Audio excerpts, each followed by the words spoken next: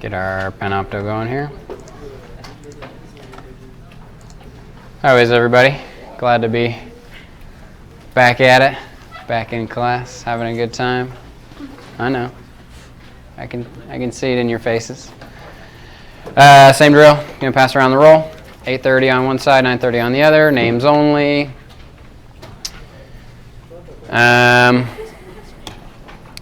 Today is chapter 15, continued, because this is the third session I've had on chapter 15. It's just a very long chapter. Usually that is a decent indication as to the amount of material you will see on the test. The longest chapter generally has the most questions. So consider that your hint for the day. That is what I would look at. I feel like we have multiple lights off. Oh well. Oh, they're all the way back there. Yeah, so just pay attention to the fact that chapter 15 has been one of the longer ones. Not even necessarily in material, but in amount of detail that Dr. Pogorsky has gone over. Because I think chapter 15 only has like 30 slides that he's shown us in class. It's just he's spent a whole day on 10 slides. So this is a more detail-oriented chapter, I guess you could put it. Chapter 16 will be as well. We'll talk about that on Wednesday. And then so I have my super session Wednesday. We'll talk about it there. Hillary has her super session Thursday. I would assume she'll talk about chapter 16 and obviously everything else. And then Chase has a super session Monday, and I have a regular session Monday. So those are your chances to review for chapter 16. Will be those last few sessions there. Do you guys have questions on chapter 15 before we get started? Or 14? I think those are the two chapters for this test so far, right? Gene mapping? Yes and no. We'll talk about it briefly because that's all you need to know. You'll go into more depth in like a genetics class. I took genetics last year and we spent like 4 days talking about gene mapping, and then there were like 2 questions on the test about it. And I was like, what the? I spent like 3 hours memorizing how to do this. But you will learn how to do it in later classes. We'll just kind of skim over it. Other questions, other things you want to get to? All right. Fun biology fact for you today. The world's smallest snake is the Barbados thread snake. It's the snake, not the quarter. Quarter's there for scale. It's been a while, guys. That was funny. Come on. Nobody laughs at me anymore. I made jokes while I was doing the midterm evaluation too, and everybody just sat there, and I was like, apparently I'm not as funny at 9 in the morning. So, good times. Study tip: develop a calendar that works for you, right? It doesn't mean buy a calendar and write on it, unless that works for you. But find something that works for you. Honestly, what works for me is more of a checklist, right? I use calendar as sort of just an umbrella term. I have an app on my phone where I can just make a checklist. And so I say Thursday, I need to do this, right? Friday, I need to do this.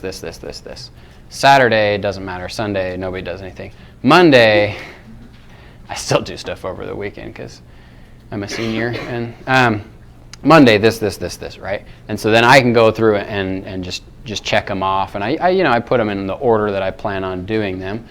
If having an actual physical calendar works for you, do that.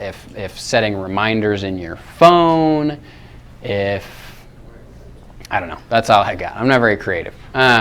Find something that works for you so that you don't lose track of what you're doing. And I find this most important. So I started doing this my first finals. So like my freshman year, my first semester finals were coming up, and I was like, holy crap. I got to study hours and hours and hours for bio, but then I also got to study hours and hours and hours for this and hours for that, and I have so many classes, and it was just like, holy cow, like I'm going to fall behind in this one if I spend all my time on that one. So I made a checklist so that I kind of balance things out, right? Finals are coming up, right, in like 5-6 weeks, right? So if you get into this habit now, when finals come up on you, you won't just be like, wait, what in the world? Like, what is this, you know? So start getting ready, okay, and start developing habits that will help you in finals week. All right, enough of that. Let's get started. Genetic linkage. How many of you feel like you could correctly answer test questions about genetic linkage right now? Raise your hands. Good, that's why you're here, right? Because you will have to, so. Independent assortment does not occur when genes are linked. Why? There's essentially two reasons, I guess, but they're related. Why do linked genes not sort independently? Huh? They travel together, so that's one reason they're on the same chromosome, okay? Well, I guess that's both of them. They're on the same chromosome, close together, same chromosome. Now, he showed us with this cross, the majority ended up being those two, right? So do you notice there aren't hardly any B plus VG or B VG plus? It's either all, mostly plus or mostly no plus, right? What happened? Shouldn't, with independent assortment, be about a 50-50 chance we should see a 1-to-1-to-1-to-1 here? We should. What happened? What? They didn't assort independently because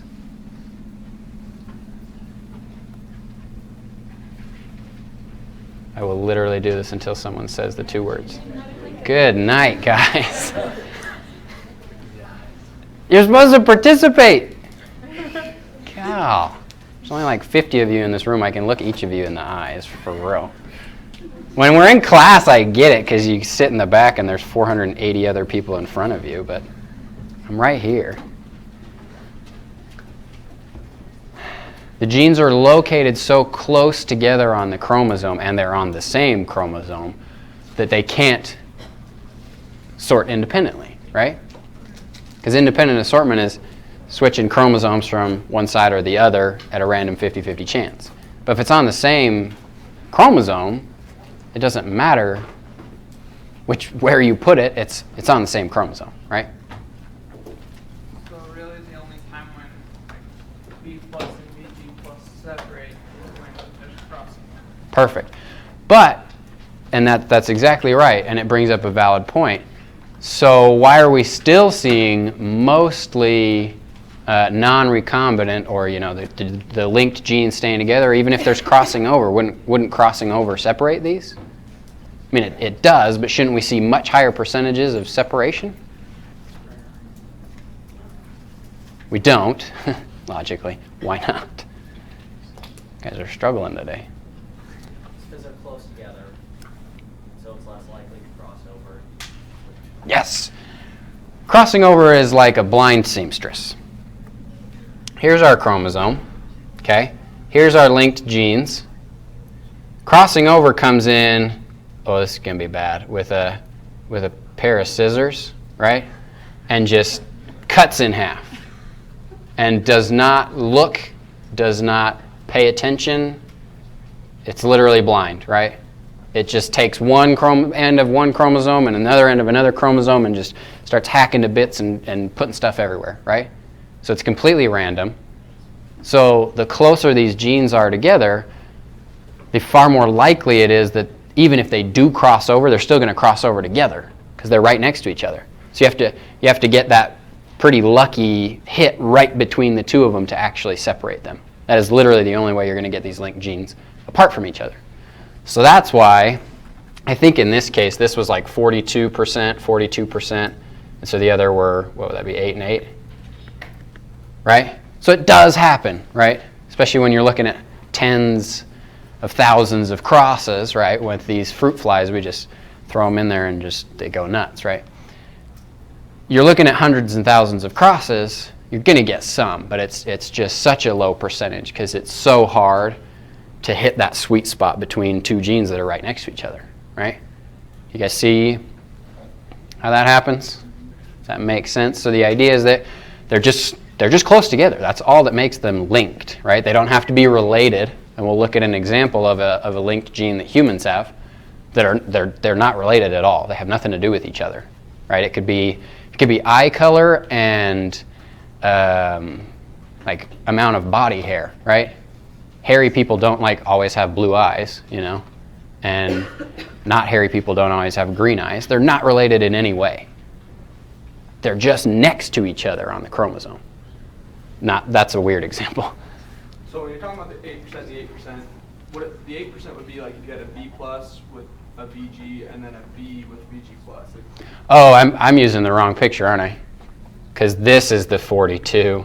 This is the 42. Those were the parents. Yeah. So then so like the B plus VG or the B VG plus, those were the 8 and 8. Good catch. Yeah. Because those right there with the 42 and the 42, those are the non-recombinant. That's what we're going to see the most often, right? It's harder to get them to cross over. Yeah? Does he call them the non-recombinant, or does he usually call them parental? No, so those are different things. These are the parental genes. These are the offspring are the non-recombinant. Yeah. So non-recombinant refers to specifically the offspring of the parents that have essentially the same genotype as far as linked genes go, because they did not recombine. Does that make sense as far as vocab? It makes sense once somebody says it, but until somebody says it, you're like, I don't know where these words are coming from. Other questions on this? So, I forgot that this had a second bit there. B and VG are linked, if you guys didn't figure that out yet. Linkage violates the principle of independent assortment, as I said like 14 times. Okay, so no linkage, genes should sort independently, right? Assort independently. Genotype is B plus B, VG plus VG, right? And I want to say this was referring to body color and wing type, right? It was like gray body and black body, and then regular wings and vestigial wings, something like that. Anyway, doesn't really matter. So if we had independent assortment, we should see a 1-to-1 ratio. Well, a 1-to-1-to-1-to-1 ratio, right? As I said before. They're just going to sort independently left to right, and so you just get that 50-50 split. They end up how they end up, right? We do not see that. As I said, you end up with like 42% of one and 42% of the other. So you see that massive difference, you should immediately go, something's wrong here, right? If it were like 30% and 15%, 15% difference, not big enough to definitely say these are probably dealing with some kind of linked gene. But you see a huge difference. What's that? I can't even do that kind of math. 42 minus 8 is like 34, something like that. I don't know, 36.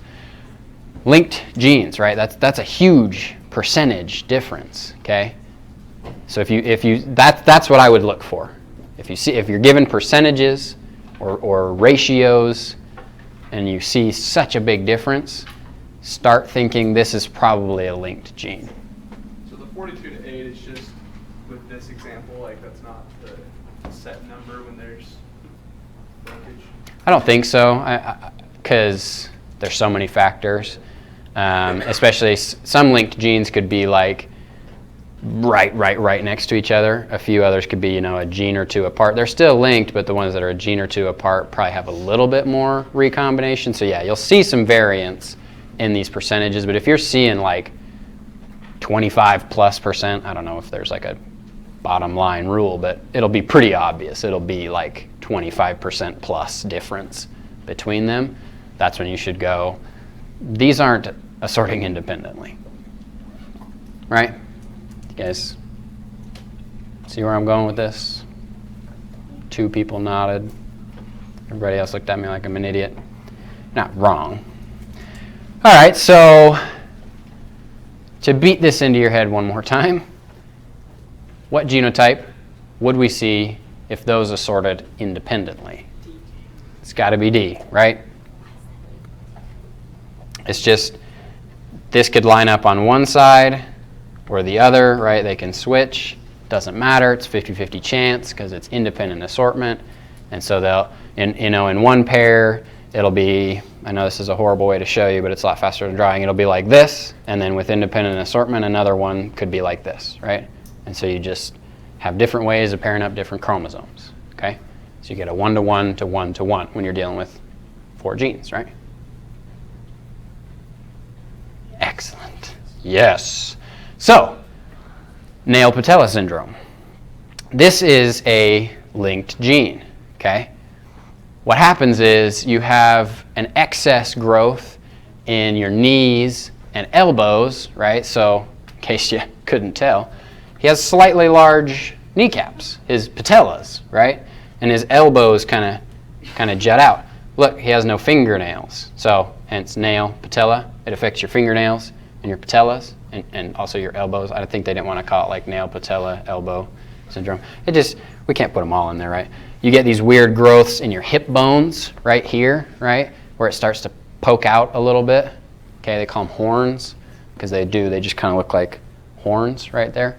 I work as a CNA, and at the care center that I work at, there's a resident there who has this, and most of their joints just, they look like super arthritic, right? It's like huge elbows, huge knees, no fingernails. That's what gives it away. The no fingernails, you're like, whoa. All right. Get a little jumpy. You're like, don't want to shake your hand. That is prejudiced. I don't want to shake your hand because I'm wearing gloves and I just touched, so I'm not going to touch your hands. You guys know what I'm talking about. All right. So, what is the linked gene here? If you had to guess, if you had to go, nail patella syndrome is linked to eye color, is linked to hair color, is linked to height, what gene would you guess nail patella syndrome is linked to?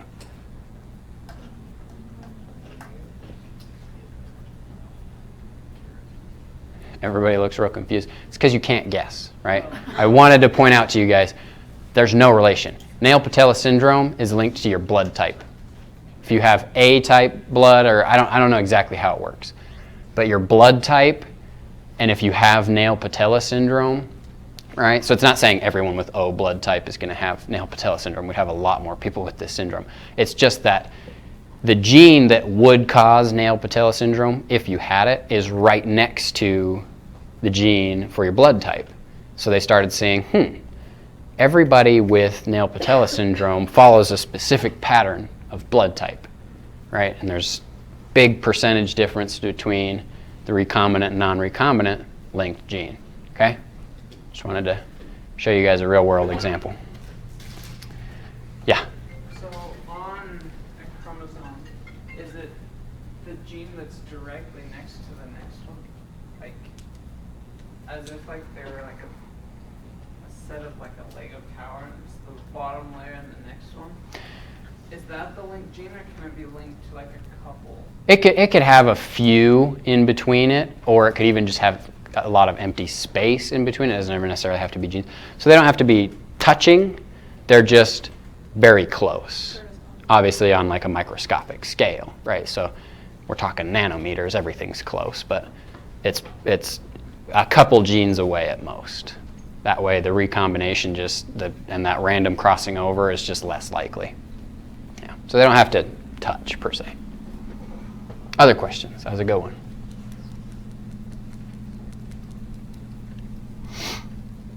Let's practice then.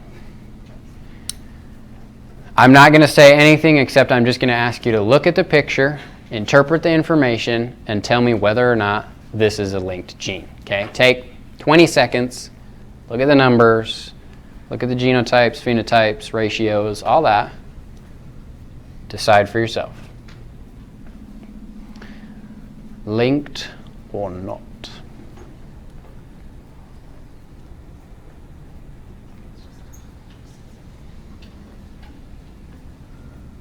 All right, who thinks that it is linked? Who thinks it's not? Ah, I couldn't fool any of you. How did you know it was not linked? It's a dihybrid cross, but you can have linked genes in a dihybrid cross. What really gives it away? The ratio. Which one? Huh? The phenotypic ratio. Could also use the genotypic ratio, actually. What gives it away? Help me out. Act like I have no idea what's going on. I don't. I have no idea what's going on. I just wing this stuff.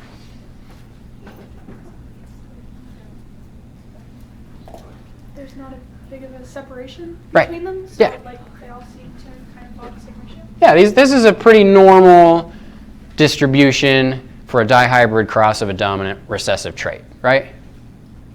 You get a 9-to-3 to 3-to-1 all the time, okay? Super standard. Nothing funky going on here. What about this one, though? Now you don't have ratios. Now you have colors, which are my enemy. It took me forever to realize these aren't the same color. And I was like, this isn't right. They did this wrong. And I was like, no, wait. I'm disabled. Linked or not? Who thinks it is linked? Oh, very clever. Who thinks it's not linked? All right, how'd you know? It's the same ratio, right? I just wanted you guys to have to actually like work to get it, right? 9-to-3 to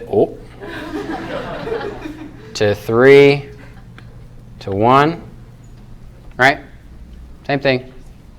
Dihybrid cross, dominant recessive trait. Linked or not linked?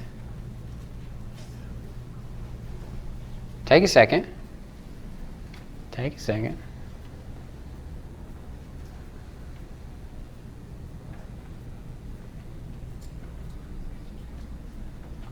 Who thinks it's linked? I got a few of you who thinks it's not linked. All right. How'd you know it wasn't? Okay. Enlighten me. Go a little bit further.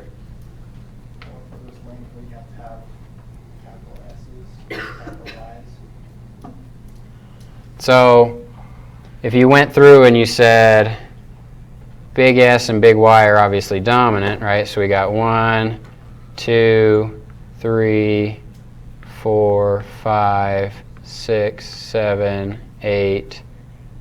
I'm missing one. 9, 3, 3. I don't even know if I'm circling the right ones anymore. 1, right? 9-to-3 to 3-to-1. Same thing, okay? I'm just trying to make you guys stretch a little bit. Are you noticing a pattern? None of these are linked. What about this one? Linked or not linked? Take a second.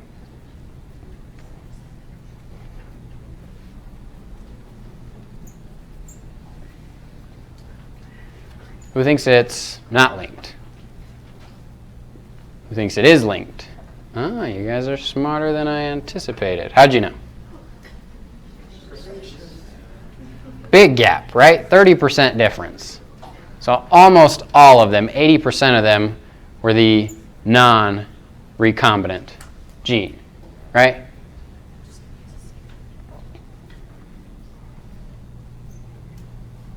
Questions up to there? Okay. Let's look at how we get aneuploidy and polyploidy, right? These are just differences in the standard number of chromosomes for a given organism. So, somebody define for me, actually let's start with non-disjunction.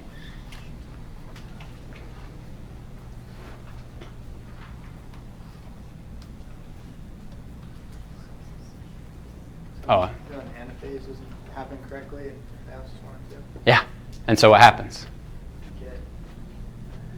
Get different either homologous pairs or individual chromosomes pulled into different cells. They're only supposed to have one or the other. Yes, somebody falls asleep on the job during anaphase, and when they were supposed to pull a chromosome apart, they didn't. And then the rest of the cells keep doing their job, right? So they're like, all right, go to one side. and they just take a whole chromosome instead of a divided chromosome, okay? So we'll look at the details behind that in a second. So define someone else, aneuploidy.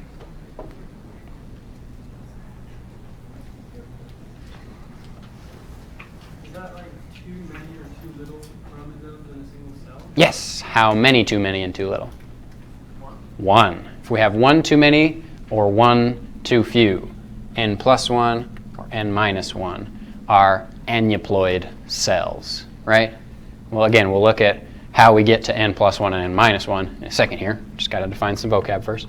Someone else defined for me polyploidy. Huh? More than one. Less than one. Not less than one. Definitely not less than one. You're on the right track. More than one. More than one copy goes a little bit further than that. Polyploidy is a little bit more specific. I know you guys know it. Isn't it every chromosome? Like there's a pair, like there's a copy of every chromosome, not just one duplicated, it's every single one. Yes. Polyploidy affects every chromosome in every cell of the entire organism, okay? So you can end up with 3 or 4 or 5 or 6 or 7 or 8 copies when you should have in like a diploid cell just 2, right? You can end up with, I think we looked at an octoploid strawberry, right? It's friggin' Andre the Giant strawberry. Polyploidy does not occur in humans, so and Andre the Giant is not just like a polyploid human. He's just massive. You would die if all of your chromosomes duplicated more than they were supposed to. But plants can do it just fine. Yep, so aneuploidy is having one chromosome in extra or reduced, meaning just plus 1 or minus 1 of that specific chromosome. Come on. Polyploidy is an additional copy of every chromosome. Okay, just to rehash that a little bit. Aneuploidy leads to imbalanced gene dosage, right? Why do we care about balancing gene dosage? In fact, how do we balance gene dosage? We looked at a very specific example of this with calico turtle cats. I call them turtle cats. I don't know why. Come on. Yes, inactivate one of the X chromosomes. X chromosome inactivation, okay. That's to balance the gene dosage, right? So if we go to all this effort of turning off all these X chromosomes just to keep things in order, and then aneuploidy comes around and starts adding stuff in again, we've upset the balance, right? That is why aneuploidy can be detrimental, right? It can lead to diseases and disorders, right? Most common one that we think of and that we talked about in class, trisomy 21. It's an extra 21st chromosome, okay, Down syndrome, right?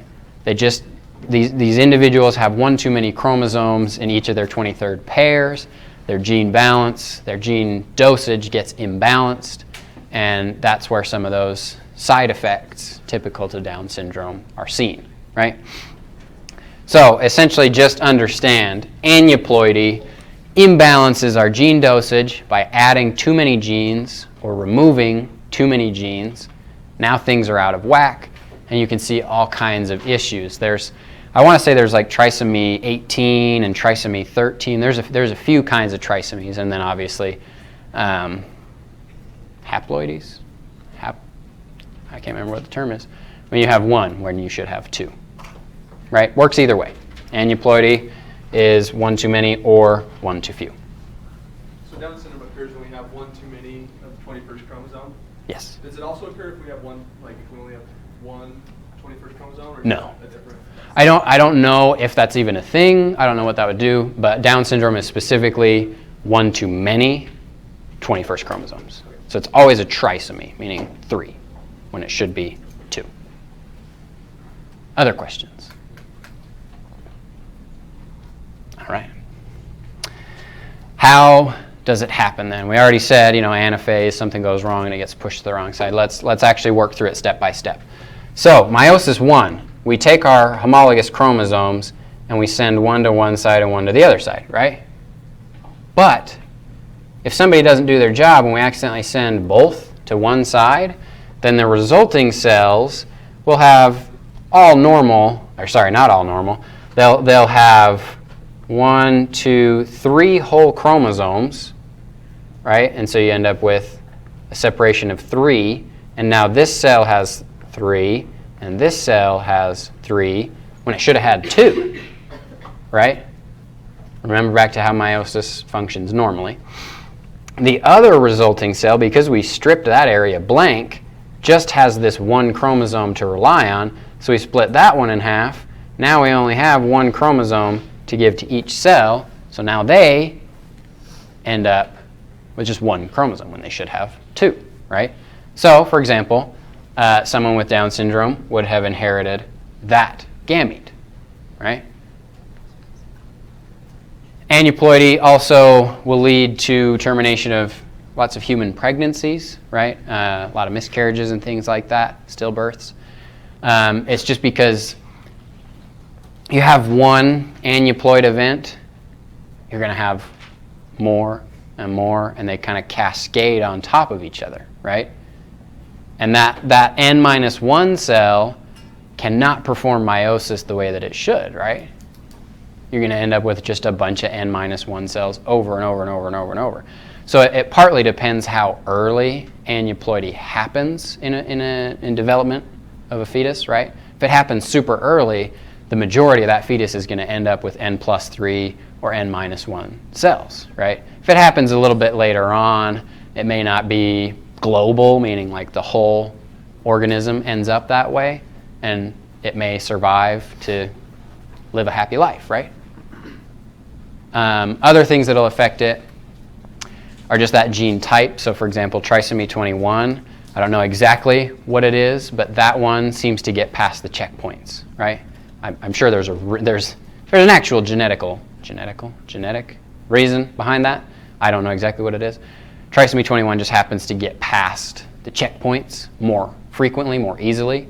So that's why out of all the aneuploid conditions, Down syndrome's the most common that we see, right? Because they usually slip past, I guess you could say, and nobody comes in and says, "Hey, we're having way too many aneuploid events. Let's just shut this down before we end up with something that's not even going to survive anyway," right? It's the body's way of saying this organism's chromosome makeup has just gotten off the rails. It's not even going to survive through a full birth, so it's not worth the risk to the mother to keep going. Okay. The other way that it can happen, you can have a totally normal meiosis 1, right? Each homologous pair splits just fine into its 2 cells, but then anaphase 2 is where we see the issue. We split that one just fine, but then we forget to split that one, and we end up like that. This one ends up being just fine, right? Perfectly normal haploid cell. The other 2 end up being an N+1 and an N-1, right? You guys see how they both happen and how you get slightly different results, right? You still end up with N+1 and N-1. It's just different amounts depending on whether it happens in anaphase 1 or anaphase 2. Okay, is that clear? So it can only ever be +1 or -1, not like +2 or +3 or anything like that? I think, I mean, it could be like an N+2 and an N-2. I've never seen that. I don't know. I wouldn't worry about it for this class because, again, it's not something that we have ever discussed. I always hesitate to say never. It probably could happen. Someone smarter than me knows how it works. It's a good question, though. Other questions? So in like aneuploidy, you'll always end up with something with having like N+1 and N-1. Yeah, in order for it to be aneuploid, it's got to do that. So there's like lots of organisms that can function with one too many chromosomes, but is there any like that can function with one less, or do those usually get like terminated? I don't know exactly.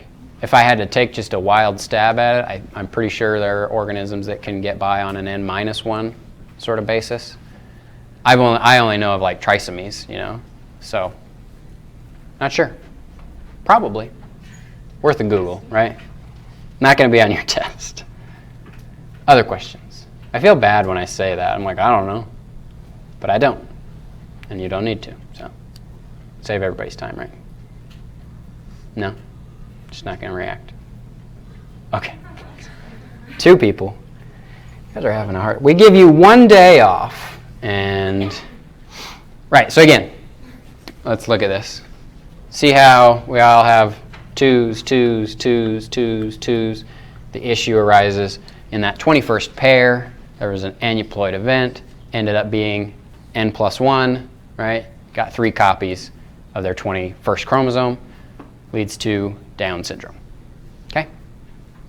Again, that's one that just gets by the checkpoints easier, so it is the most frequent.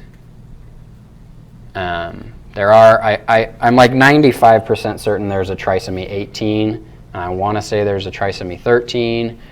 I'm sure I mean, technically you can get a trisomy in any of them.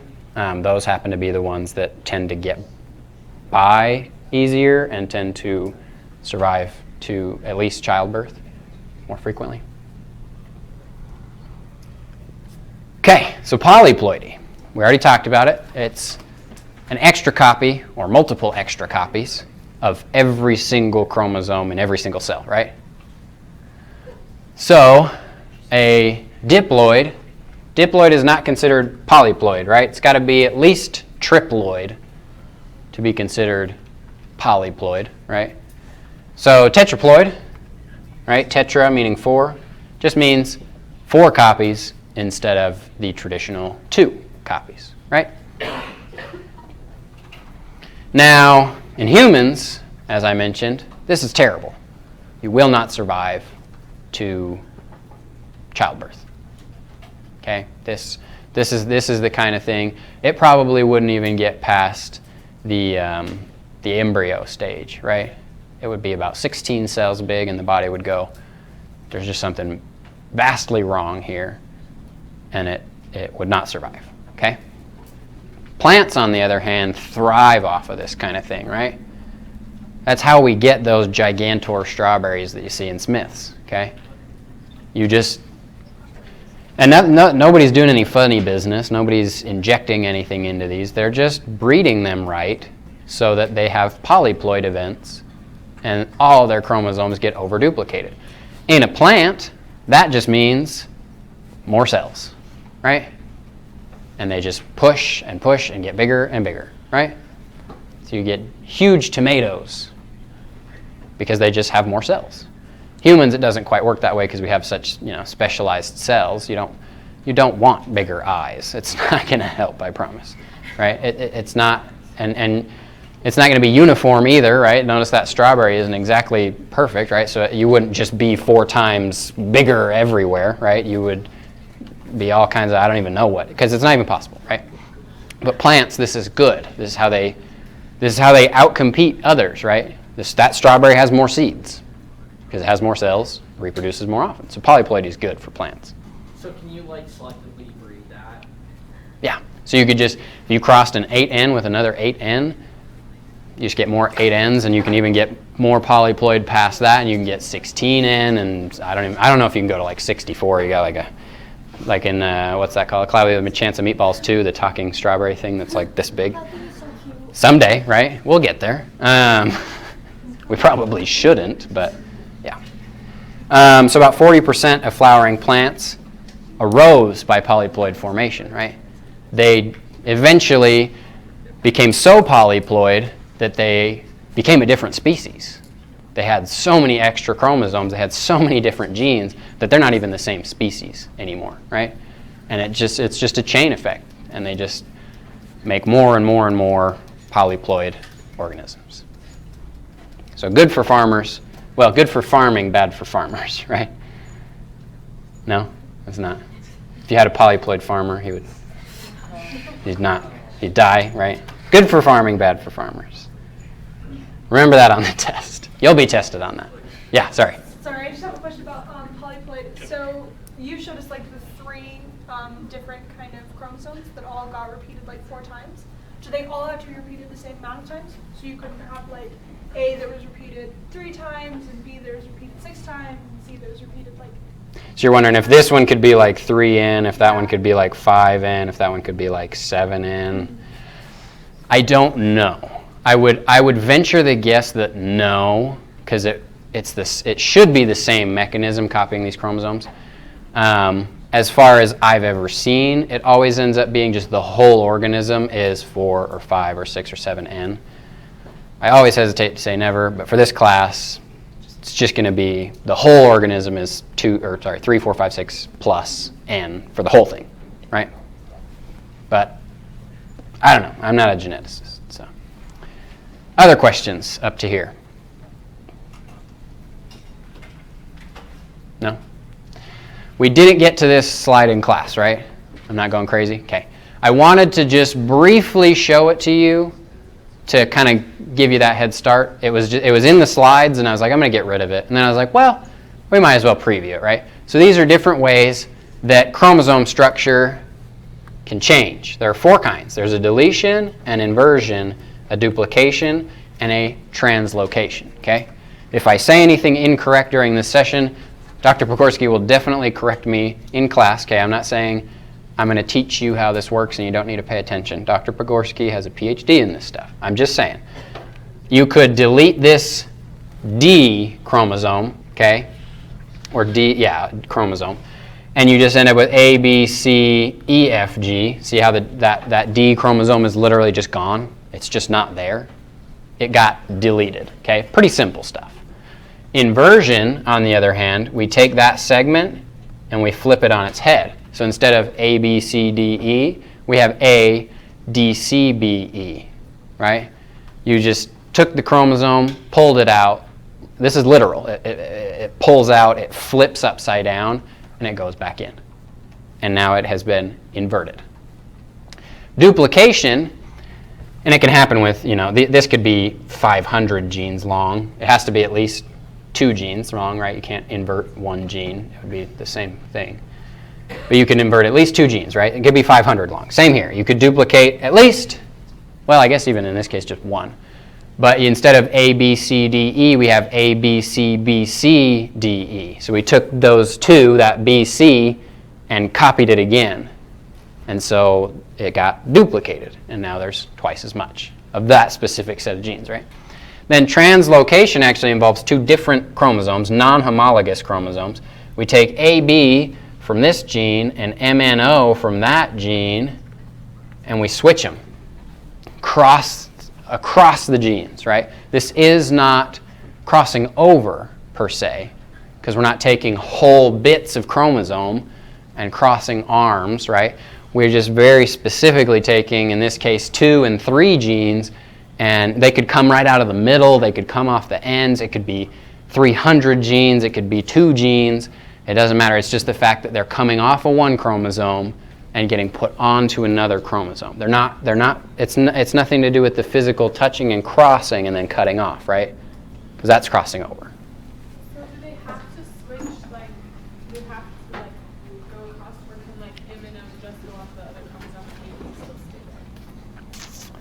I don't know. I don't know if that would still be considered a translocation. I don't know. Maybe we'll talk about that in class. If not, I would more worry about that case, but I don't know.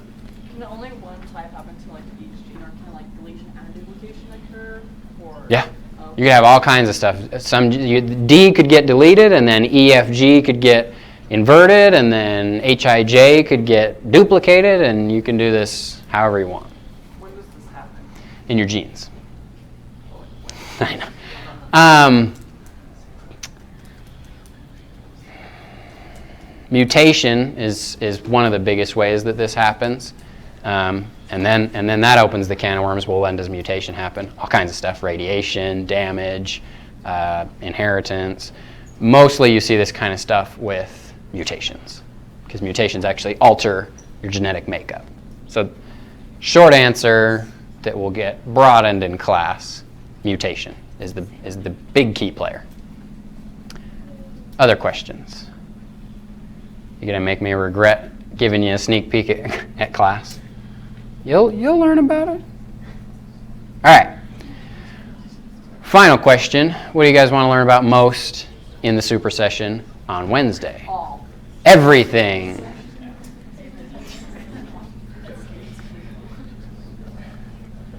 Infinity.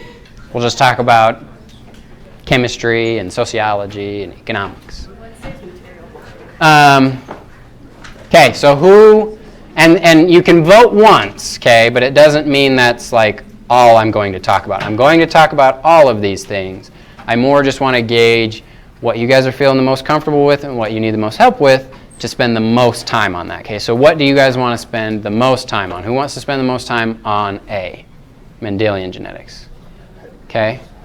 Who wants to spend the most time on B, chromosomal basis of inheritance, the stuff we've been covering in the last few sessions?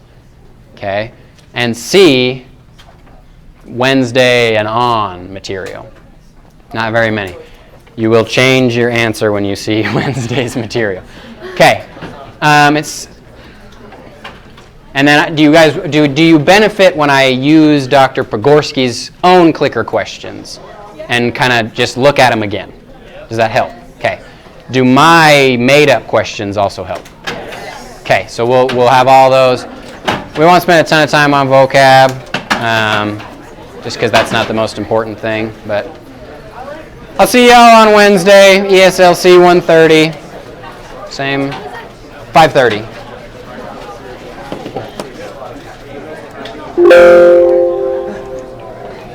So I actually have a question. Of course. The homework, it asked a question that I had no idea how to approach. Sure. So it was like, if you have capital A, capital B, capital C, little c, what is the probability, or like at what point will you reach like capital A, capital B, capital C, and I had no idea how to get to that. Do you have the question I thought I had on taken a you? picture of it, but I didn't, obviously, and I'm kind of frustrated. Because you can still open the assignment, can't you? If I don't think I can pull up my MATLAB mastering on my phone, though. Right, but you can still get into the assignment. Yeah, I can still get Email into me it. the question so I Yeah. can kind of see what exactly Just it's looking what at, it and I'll wants. see if I can figure out what it is either. Okay? Thank you so much. Yeah. Thank you. Question?